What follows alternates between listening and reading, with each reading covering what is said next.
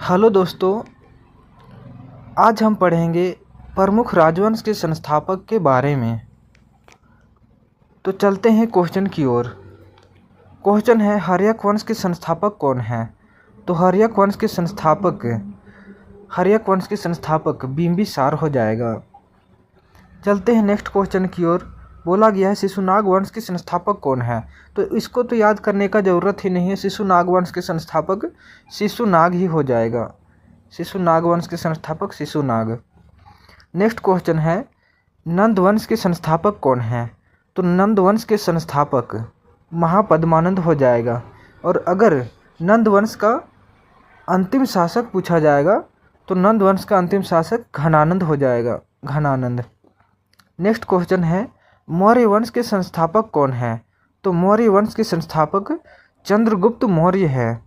और अगर क्वेश्चन पूछा जाएगा कि मौर्य वंश का अंतिम शासक कौन था, तो ये बृहदत्त हो जाएगा।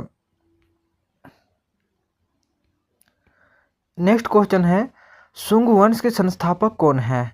तो शुंग वंश के संस्थापक पुष्यमित्र शुंग हो जाएगा। नेक्स्ट क्वेश्चन है, कण्व वंश के संस्थापक कौन है? तो कण्व वंश के संस्थापक वासुदेव कण्व हो जाएगा, वासुदेव कण्व। नेक्स्ट क्वेश्चन है, गुप्त वंश के संस्थापक कौन है? तो गुप्त वंश के संस्थापक श्री गुप्त हो जाएगा। नेक्स्ट क्वेश्चन है, चोल वंश के संस्थापक कौन है? तो चोल वंश के संस्थापक विजयालय हो जाएगा।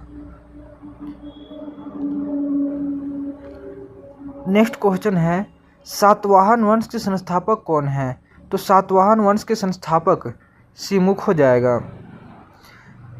नेक्स्ट क्वेश्चन है, कुषाण वंश के संस्थापक कौन है? तो कुषाण वंश के संस्थापक कुजुल कडफिसस, कुषाण वंश के संस्थापक कुजुल कडफिसस हो जाएगा। और पल्लव वंश के संस्थापक पूछा जाएगा तो सिंह विष्णु। नेक्स्ट है, चालुक्य वंश के संस्थापक कौन है?